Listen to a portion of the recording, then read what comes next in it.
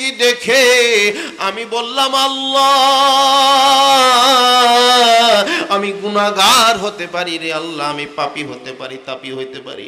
গভীর রাতে যে মানুষগুলো কোরআন তেলাওয়াত করতেছে, কেউ বা তাহাজ্জুদের নামাজ পড়তেছে, আল্লাহ এরা তো গুনাহ করা শেখে নাই, এরা তো গুনাহ করতে পারে নাই, এই সময় তো কোন গুনার কাজে এরা লিপ্ত না।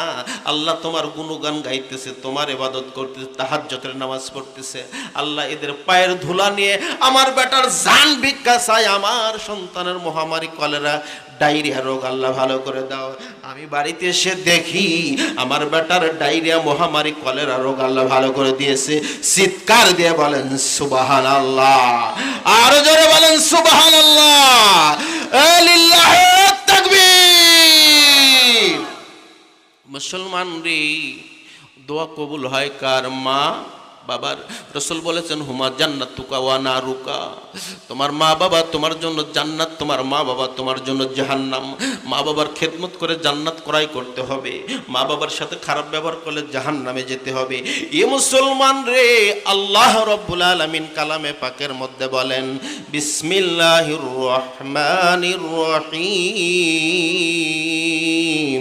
ওয়াবিল ওয়ালিদাইনি ইহসানা ইম্মা ইয়াবলুগান্না ইনদাকাল কিবারা আহাদুহুমা আও কিলাহুমা ফালা তাকুল লাহুমা উফফিন ওয়ালা তানহারহুমা ওয়া কুল লাহুমা কওলান কারীমা।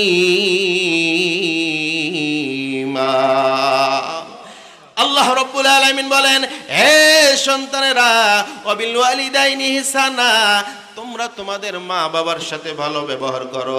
ইম্মা ইয়াবলুগান্না ইনদাকাল কিবারা, তোমাদের মা বাবা যখন বার্ধক্যে পৌঁছে যায়, আহাদুহুমা ও কিলাহুমা, তোমার মা বাবার মধ্যে একজন অথবা দুইজন, ফালা তাকুল্লাহুমা উফিউ, খবরদার তাদের সামনে এমন কথা বলিও না যার দ্বারা তোমার মা বাবা মুখ থেকে উফ শব্দ বের করে।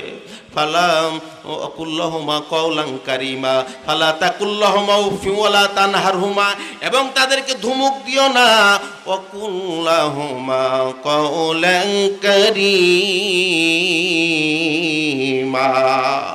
বরং তাদের সাথে সম্মান সূচক কথা বলো। জোরে জোরে বলেন সুবহানাল্লাহ। রহমতের নবী বলেন, আলকামার মা, আপনি কি মাফ করবেন না? বলে, হুজুর মাফ শব্দ তো আমার আত্মা থেকে বের হয় না। এই সন্তানের জন্য কতই না কষ্ট করলাম, সন্তানের জন্য নিজের জীবন যৌবন স্বামীর ভিটায় বিসর্জন দিলাম।